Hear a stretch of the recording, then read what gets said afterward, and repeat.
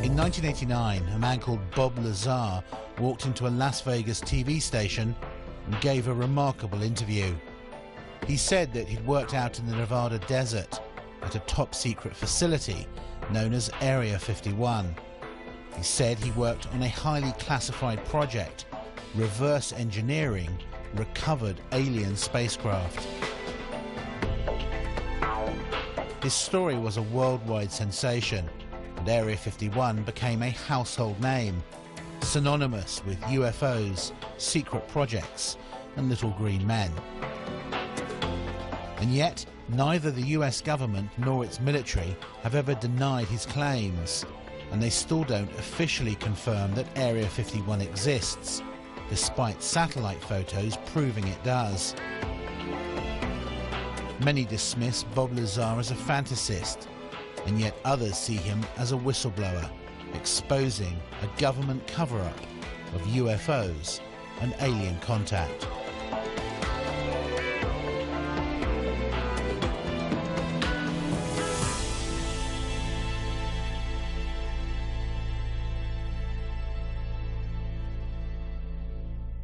I am convinced, based on my research and the individuals whom I've had contact in the U.S. intelligence community, that the U.S. government does indeed have craft that meet the description of many of the UFO reports.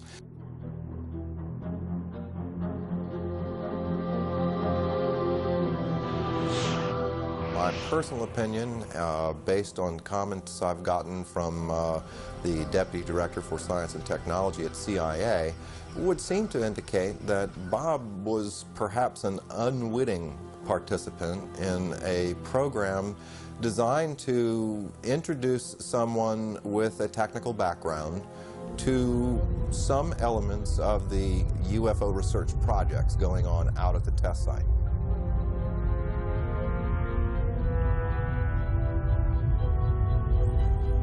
I have no doubts that Lazar actually was in a place where top secret investigations were going on.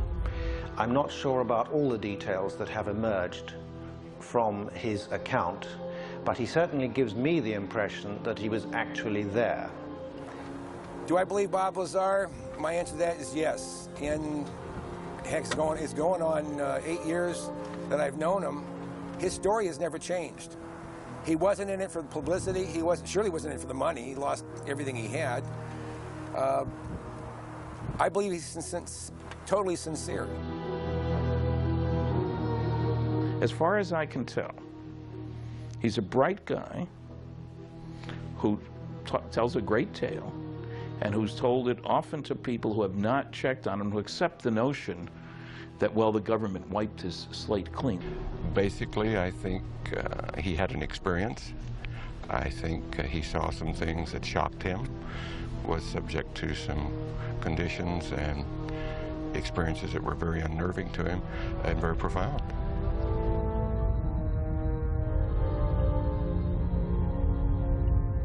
He said, "You would love to see what's out there because it's like beyond science fiction." He said, and I wish I could talk to you about it, but I can't. And that's as close as he ever got to telling me anything that happened out there. You'll find many people who have seen these discs. Question is, where do they come from? Bob Lazar may be one of the few people who can tell us that they're from somewhere else. I've no doubt that there's a relatively small number of people within the intelligence, military intelligence and scientific and technical intelligence community who are aware of what's going on, and an even smaller group who are actually organizing top secret research into this phenomenon.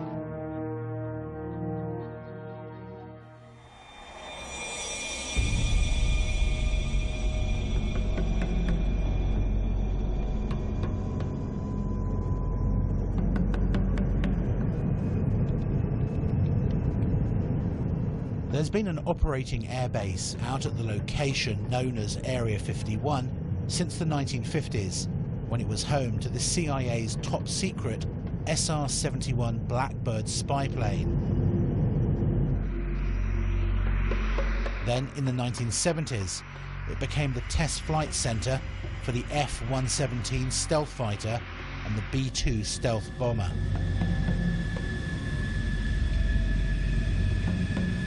It's fairly public knowledge that we have a super secret facility in the mountains in northern Nevada, referred to as Groom Lake, Area 51 of the Nellis Air Force Base Test Range.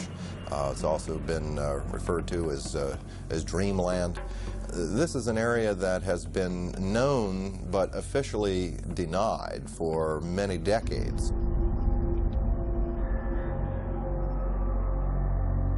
All of our super secret aircraft have been developed and test flown out in this particular area. So it only makes sense that if you have something as sophisticated as a flying saucer and the related technology to that, that would certainly be one of the prime locations you'd want to go.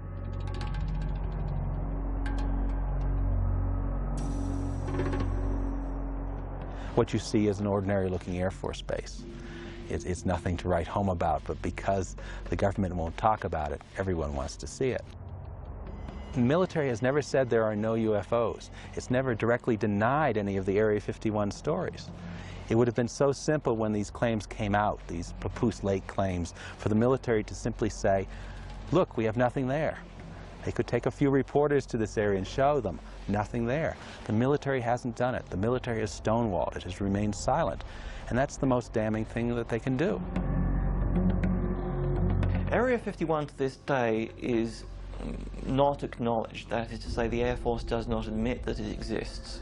This status has been maintained very carefully, particularly in the last few years. The puzzle is that the base has clearly been very active for quite a while, and you can see that there are about 700 to 1,000 people traveling from Las Vegas every day. So essentially the bulk of what has gone on there in the last 10 years has not emerged from the black. This airplane the program was terminated. The airplanes were put in mothballs for 20 years before they admitted the existence of the aircraft. There's programs that they're working on today that are 50 years ahead of anything that you and I can even conceive of, and that we may never see the light of day. Would you say it's America's most top secret military base? As far as an operational test facility, it's probably the most secret test facility in the free world, yes. So there is no question that the facility is there, and the government has said very little in the past about it. Now, the real question, I suppose, is, are there any flying saucers out there?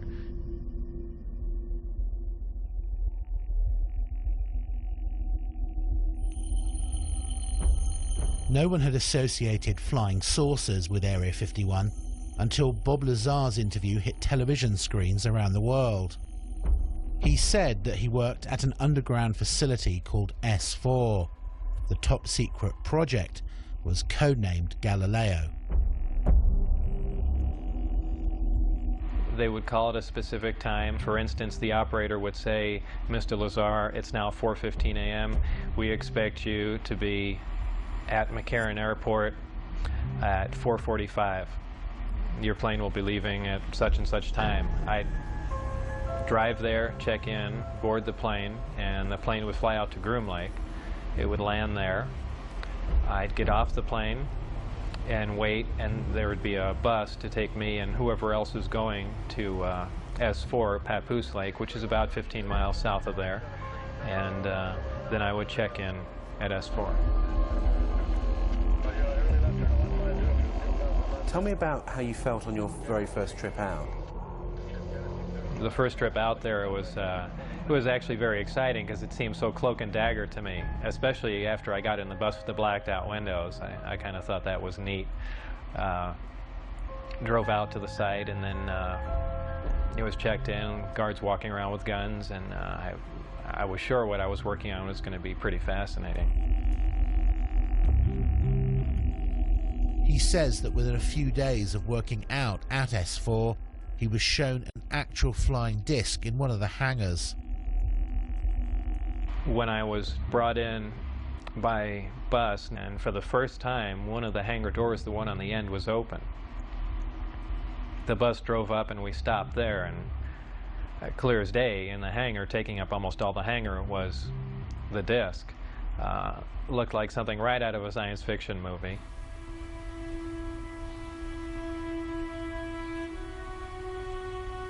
And as I walked in there, I thought, well, this is the new advanced aircraft we've been working on, and this is why people keep seeing flying saucers, because it's ours, and we've just been testing it, probably for all these years.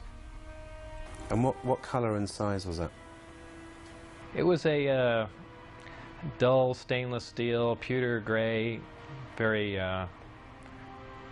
unimpressive color-wise. About 52.8 feet in diameter and about 16 feet high. So was it actually a recovered craft that you were working on, or was it one that scientists had built as a mock-up of a recovered craft? Well, whether it was recovered, given, or what, it was not built as a mock-up. It was an alien craft built on another world. There was absolutely no doubt about that. Lazar claims that he was one of only 22 people who had something called majestic clearance to work on the craft itself. The whole aim of the project was to take these craft, or the one in particular that I was working on, and try and duplicate its systems and subsystems with earthly materials. The work that I did basically entailed back engineering the power and propulsion system, and I opted to start with the power, the reactor that ran the craft.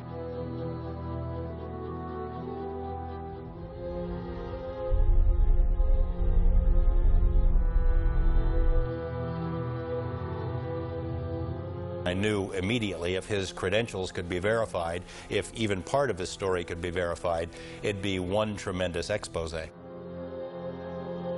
George Knapp was a long-standing TV reporter. He'd heard enough of the UFO rumors over the years to appreciate how big a scoop this could be if Lazar was telling the truth. He gave me information about his background, educational background and employment background. I started with his claim to have worked at Los Alamos Lab. We went to Los Alamos and got nothing even close to cooperation. They wouldn't respond to our phone calls. They say, we have no information on Bob Lazar. There's nothing in the files. I said, are you sure now? No, nothing in the files. I showed them the phone book entry that Bob had kept that said he was there. I showed him the newspaper article that showed that he was there. Basically, Los Alamos Lab tried to thwart me at every step. Were completely uncooperative in trying to get information about Bob, and I found that to be the case at every step of the way in trying to verify his background. Thursday, 12:37 p.m. Former NASA mission specialist Bob Exler had heard about Area 51 and Groom Lake when he worked on the Apollo and Space Shuttle projects. He was intrigued by Lazar's claims and started to investigate. I did a variety of research relative to Bob Lazar. I actually met him. I obtained a copy of his what they call a W-2 form, which is one of the IRS documents associated with pay. His particular form indicated that he worked for the U.S. Department of Naval Intelligence. They informed me that it was a genuine document. It was not something that had been fabricated. There were a variety of numbers, contract numbers and so forth issued on the document, which I was able to research, again finding that these were highly classified numbers. In fact, Internal Revenue Service ran into a brick wall when it came to trying to track down the actual employer associated with the document. And then again, with the Social Security Administration, we found that Bob Lazar's records had in fact been bleached clean. There was nothing there, in spite of the fact that the document clearly indicated that Social Security taxes had been taken out of his pay.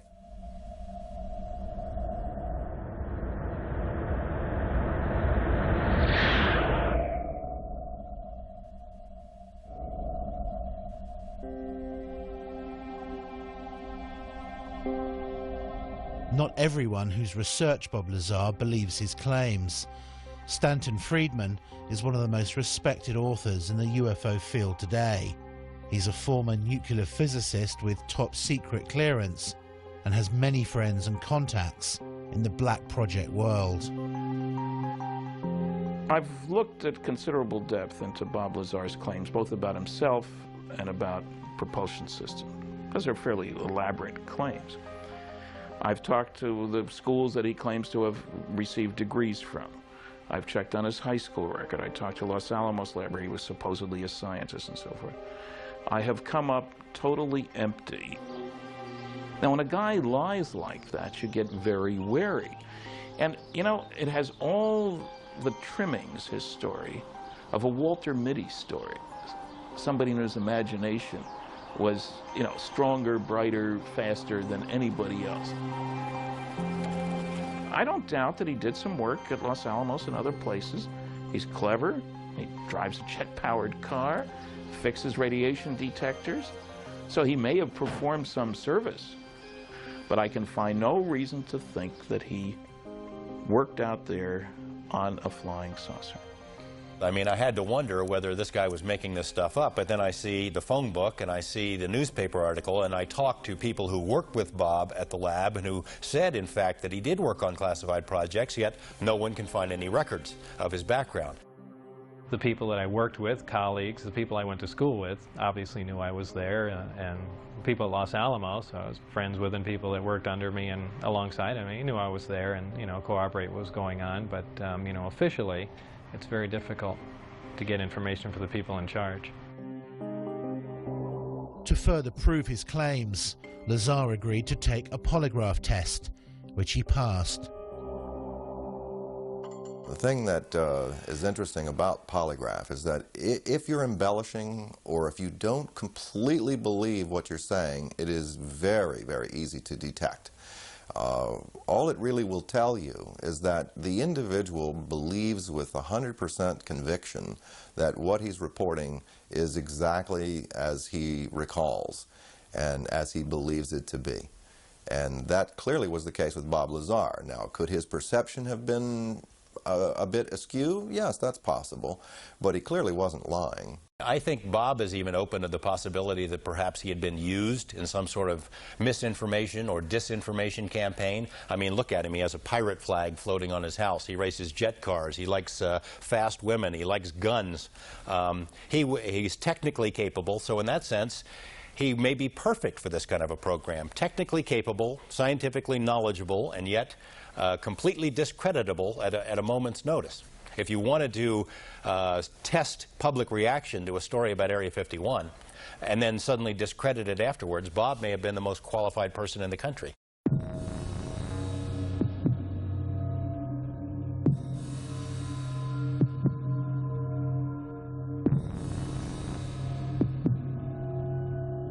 Lazar says that on one occasion he was escorted into the flying disc that he saw in the hangar to analyze its propulsion system. It was obviously made to be piloted by something smaller than the average human being, very cramped in there. What were the size of these seats that were in there? The seats were very small. I'd say about 1/3 to 1/4 the size of a normal human seat. A lot of people say, boy, it must have been exciting to go in there, and I always say it wasn't. It was a very ominous feeling. I know it sounds silly, but it's so unearthly in there. You have spoken to someone who's actually seen a UFO under a tarpaulin at Area 51? I have. I've spoken to several people who've seen UFOs or disc-shaped craft out there. There was a woman who was a secretary for a major defense contractor at the Nevada test site who'd worked on nuclear programs, who told me that she had sat in on conversations between military and civilian contractors at which the Roswell case had been discussed, at which it had been discussed taking some Roswell material to Area 51. The level of secrecy during those meetings was great. Afterward, they'd take the ribbons out of the typewriter she was typing on. She was ready to tell me about this, and I had this conversation with her on the phone.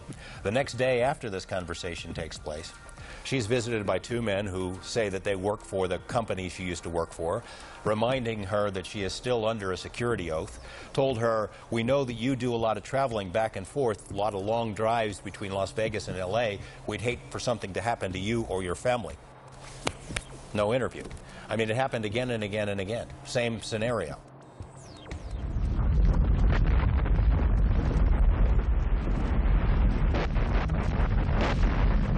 Lazar says that in addition to being shown inside the disk, he actually saw it take off from the lake bed.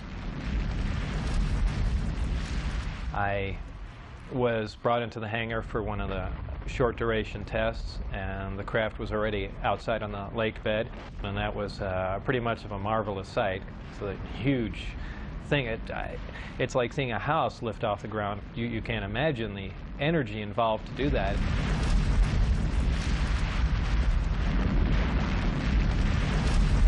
Because of the extremely high energy output and the fact that the outside of the craft is used as a conductor, that does ionize the air.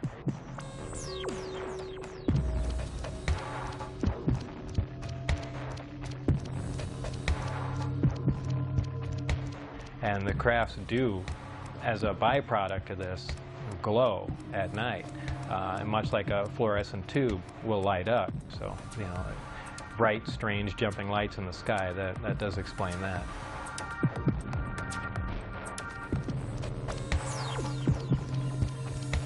Would you categorically say there is no way that humans could have built the craft that you saw? Absolutely. I will categorically deny that.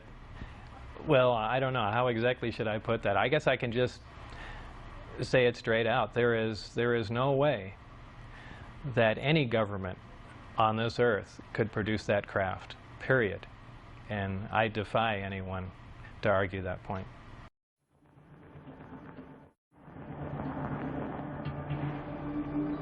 One of the big questions that's hung over this whole story is whether Lazar saw a man-made flying disc and not an alien spacecraft.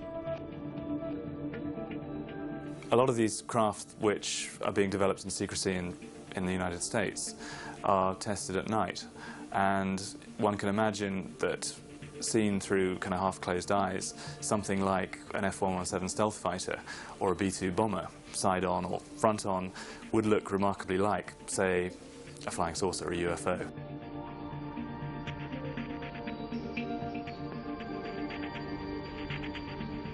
You see an F-117, or you see tacit blue, or you see a B-2. Particularly if you see it from some fairly unusual angle, you're going to have a very hard time relating that to conventional aircraft. Some of these things can look very strange indeed. So, you know, an unusual but decidedly terrestrial aircraft can certainly present the appearance of a disk from many angles.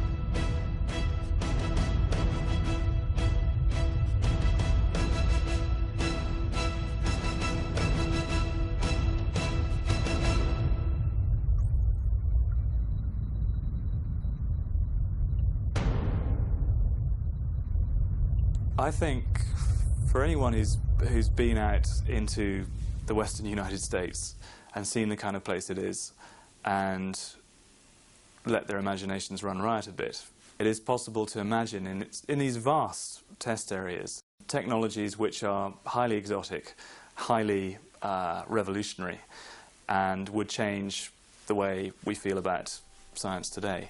However, to say that that is alien science derived from beyond this world, I think is something which is just, it is unbelievable. It's too much to absorb.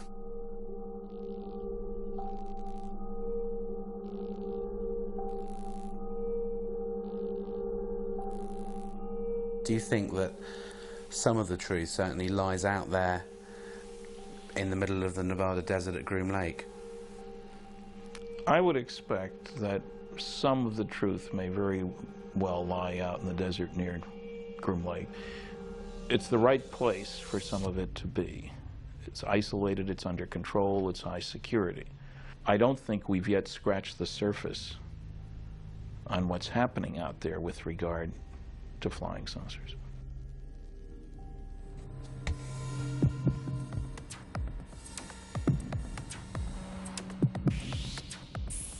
According to Lazar, the craft that they were secretly testing out in the desert at night used an exotic anti-gravity propulsion system.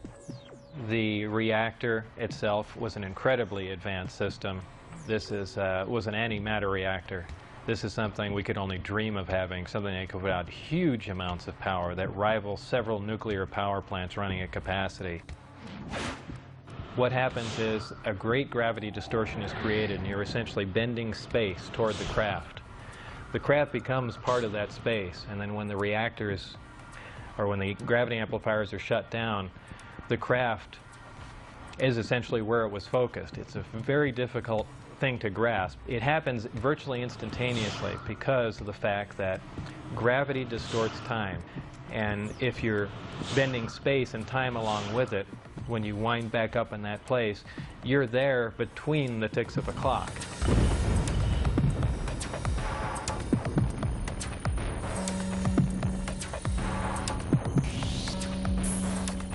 Looking at nighttime video films out in the test site area, we've seen video of craft that were luminous, that would move across the sky as if it was skipping a stone across water, or sort of a sewing machine effect. What we see across the screen are a series of lights, of dashes of light, as the object moves from point A to point B. Therefore, we are seeing what you might call a shadow effect of the propulsion mechanism at work.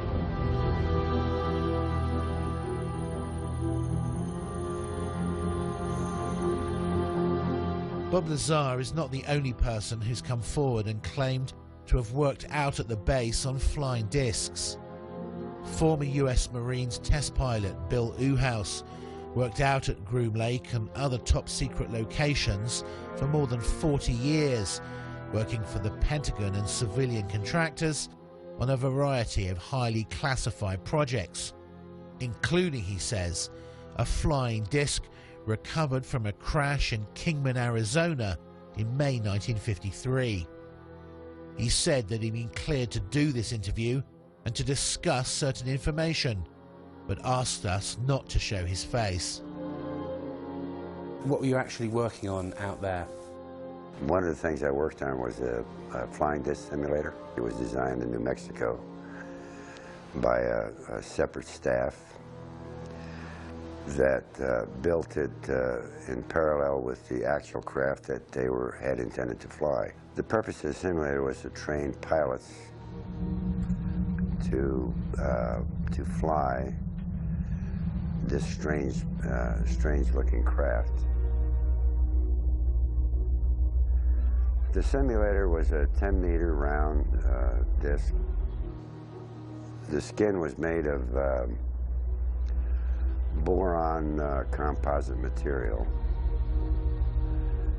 not unlike that you see on the F-117. How did you know how to build the simulator?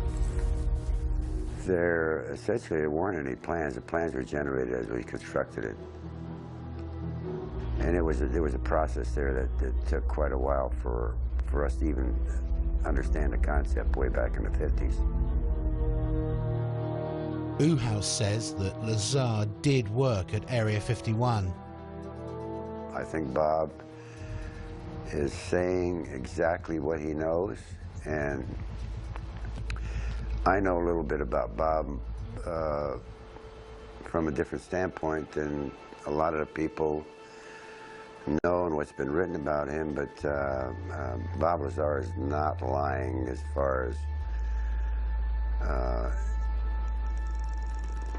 his place and position and the activity he was involved with at the time, although some of it, you know, he couldn't recall, but there's a lot of reasons why Bob was hired, number one. You know, here's the thing. Take a guy like Bob, send him out there, you know, somebody said, you know, aliens, blah, blah, blah, blah, blah. You know, all of a sudden you're thinking about 9 alien crafts. You know, they may have not been 9 alien crafts. Southwest 1714, contact departure, good day. Do you believe that the government has recovered alien spacecraft? I have no doubts whatsoever that the United States has actually recovered a number of extraterrestrial vehicles. And what do they do with them? I think that since 1947, there have been efforts to try and duplicate the technology, what is referred to as reverse engineering. And I don't know how far they've got, but some reports indicate that we've actually been test flying within a limited area actual alien vehicles or terrestrial vehicles, United States vehicles which have been made using alien technology. Could these not just be military aircraft? Well, I think it's quite possible some of them are military aircraft. I've heard from very reliable sources, including a leading specialist on unmanned aerial vehicles, that we have developed some disc-shaped platforms for aerial reconnaissance, some quite small, maybe some larger, which are being utilized by the Americans and have been built by the Americans. That's 638-9er Delta, Las Vegas Tower, runway 19 left, taxi into position and hold traffic crossing downfield. Thank you, sir. 89er Delta. Was it a hard secret to keep? It was a virtually impossible secret to keep, but I did play by the rules, and it caused a lot of problems. It caused problems in my family life. I mean, imagine being married at the time, and you know, you get a call, you know, perhaps at night, and a strange voice on the phone. Okay, you disappear, you can't tell your wife who it was on the phone, where you're going, and you come back, you know, sometime early in the morning. I mean, what is she going to think? Unaware of where he was going every day and being absent from home for long periods, Bob's relationship with his wife had deteriorated badly. This was seen as a potential security risk out at the base.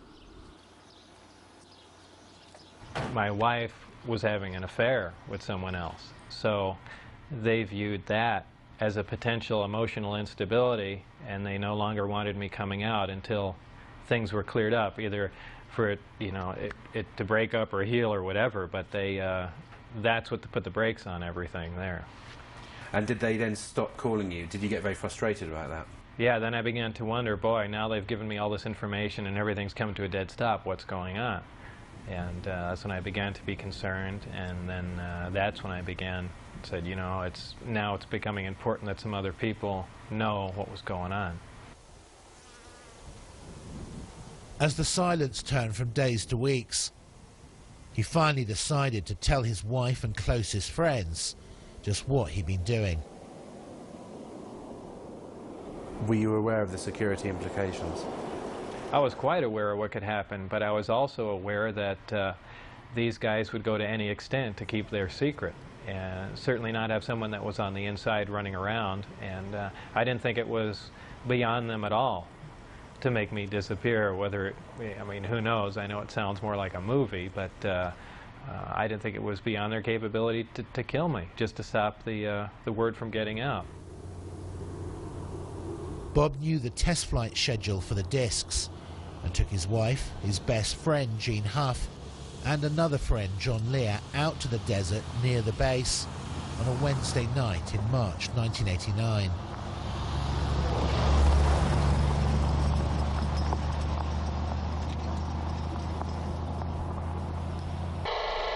Huh, it started coming in too. far away can that thing pick up stuff if it's like overhead, like up in the air? Overhead, 300 miles. Jeez. So it could be any one of these guys flying. Yeah. Yeah. Well, that sounds military to me.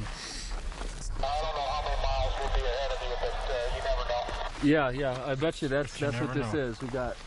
Oh. You see that? Whoa. Yeah, what was that? Did you see that light just come on over there? That just I was looking right at it. Yeah. Here, let me check it out.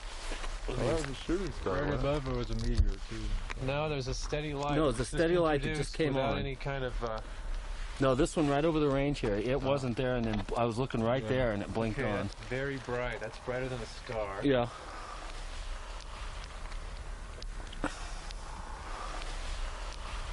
Huh, doesn't look like landing lights. We got the light clear now, sir. We figured out what the problem is, and whatever that heading is, we're ready for it. Huh, interesting. Okay, just change course. Oh. White light? Yeah. Yeah, he's coming at us. What did you see when you were out there? Shortly after the flight time that I had recorded, white light came up. Well, not a white light, it was actually more of an amber light. Came up off the ground and hovered, and then began doing radical step maneuvers and darting from one side of the sky to the other, doing some impossible flight characteristics. Do you think what you saw over the desert that night was an alien spacecraft? Could I identify it as an ET craft without Bob's help? No, it would have been like I said, an elliptically shaped saucer doing, just doing moves that we're not capable of, but I could not say that, no, this wasn't some advanced Earth technology. We got the light clear now, sir. We figured out what the problem is, and whatever that heading is, we're ready for it. That would be a UFO. It's not blinking, it's not conforming to any sort of FAA lighting regulations, and there you're looking at it. That's like a typical UFO. If it was red, it would be real typical, because that's what most people report, is red lights like that are solid colored. I don't think that's landing lights, because it's curved already and we're still looking at it. Looks like he's curving back. Here he comes. That is a typical military UFO. There you go. Head out there, sir. I heard you say our call sign and nothing after that. Miles will be ahead of you, but you never know. This small group went back to see 2 more Wednesday night flight tests, but on the 3rd trip, they were spotted, caught, and arrested. Bob was taken to Indian Springs Air Force Base and interrogated. That interrogation was about as intense as you can possibly get, right stopping short of shooting me in the head. What were they saying to you? Everything up to and including that, we can absolutely kill you right now and there'd be no one looking for you at all. And I mean, everything. They threatened my wife. They threatened to kill my wife. They said they'd stop at nothing. They said they thought they made that very clear. They couldn't believe that I had taken anyone out there to show them that, much less left with information like the flight test data, and wanted to know what else I had said, who else I had told specifically. They were crazy. They really were. They were completely out of control.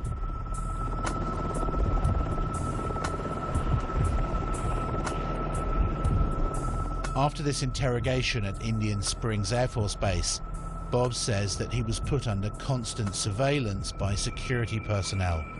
His phones were tapped, his movements were monitored, and he often found his car followed by military helicopters. Worried about what might happen to him and angry about how he was being treated, he decided to hit back and approached a local TV station about an interview. I thought if I did an interview in silhouette, it would be kind of pushing back a bit, or say, you guys stop, and not saying too much, but just saying enough just to let them know that I'm pushing back a bit and then lay off, or, it's going to get worse. It was really the only thing I could do. Did you get any calls from the military or from former workers to say, what the hell are you doing? Right after the interview aired, Dennis Mariani, who was my supervisor, called, and all he said was, do you have any idea what we're going to do to you now? And that was the end of the phone call. That was the last, well, really second to last communication I had with him, and you know, then I decided, well, you know, that's it, and really just said everything that I had seen and done, and just wanted to divorce the entire situation.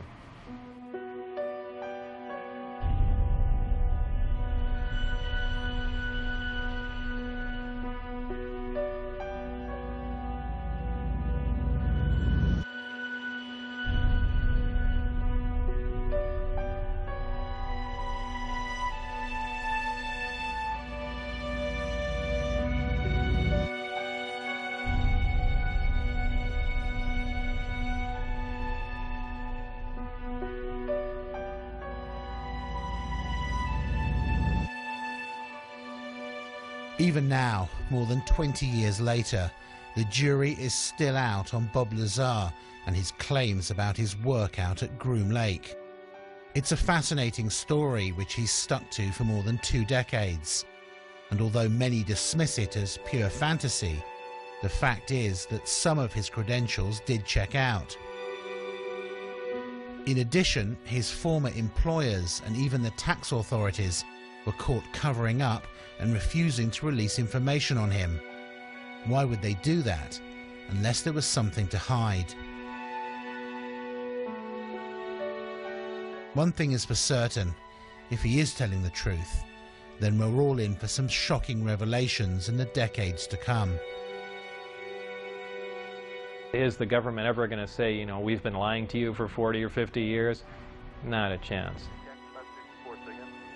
I believe they'd stage an event that is much more like what they do. They'll take a big cargo plane or C-130 or something, take one of the old discs that they've you know, analyzed time and time again and finished with, go up to a high altitude and push it out the back and then go fly away and say, oh look, the first disc has crashed, you know, here's a flying saucer. I mean, I can almost guarantee you that's the route they'd take. There's nothing on their radars on the other... Certainly there are a lot of questions about Bob's background that have not been satisfactorily answered. But there's too much that Bob knows, I think, that couldn't be explained any other way. He knows about the layout of the base. He knew about people who were involved in security checks. He knew when and where the test flights were going to take place because he took people out there 3 weeks in a row and they videotaped the tests. How did he know this stuff if he, in fact, did not have some kind of inside knowledge? Do you think he'd make a good conduit of information? I mean, essentially a patsy. Yes, I do. I think it's quite likely that Lazar was set up, perhaps to knowing that he would give out this information. It's likely to be a very long time before we discover what is actually being done out at Groom Lake now. They seem to wait anything from 15 to 20 years or more after something has been retired before they acknowledge its existence. This airplane was built, designed almost 40 years ago. 40 years before that, the hottest thing flying was a Seversky P-35. 40 years before that, it was a balloon. So the technology has not stood still.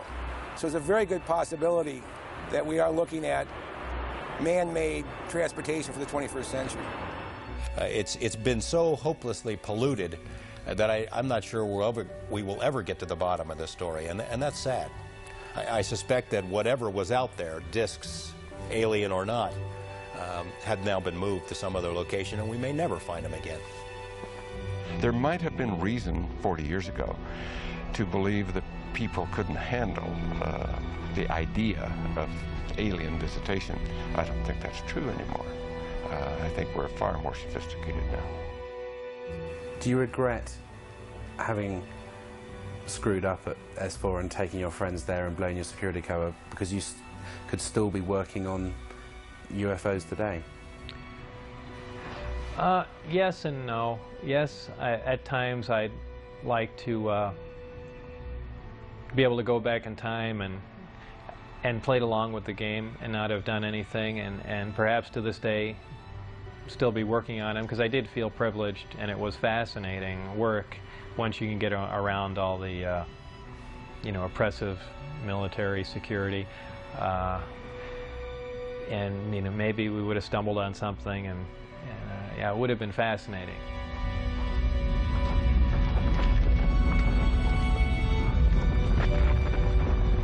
I thought UFOs were pretty much a figment of someone's imagination. I didn't believe in them. I wasn't interested in them. Of course, I'm not even interested in them now. But I certainly do believe in them now.